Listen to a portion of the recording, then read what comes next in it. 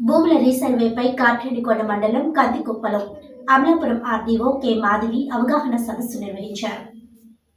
ఈ సందర్భంగా ఆమె మాట్లాడుతూ భూ సమస్యలు ఉంటే తమ దృష్టికి తీసుకుని వస్తే రీసర్వేలో పరిష్కరిస్తామని, రైతులందరూ సంయుక్తంగా రీసర్వే జరిగే కార్యక్రమంలో పాలు పంచుకొని సహకరించాలని సూచించారు. ఈ కార్యక్రమంలో తహసీల్దార్ సునీల్ కుమార్, ఇతర రెవెన్యూ అధికారులు, సిబ్బంది, నాయకులు, రైతులు తదితరులు పాల్గొన్నారు. అవేంటంటే రీసర్వే అప్పుడు కరెక్ట్ గా జరగకపోవడం లేదా తక్కువ టైంలో జరిగి చాలా తప్పులు చేయడం. సో ఇలా జరిగింది కాబట్టి ఇప్పుడు ఏంటంటే మండలంకి ఒకటే విలేజ్ తీసుకుంటున్నారు.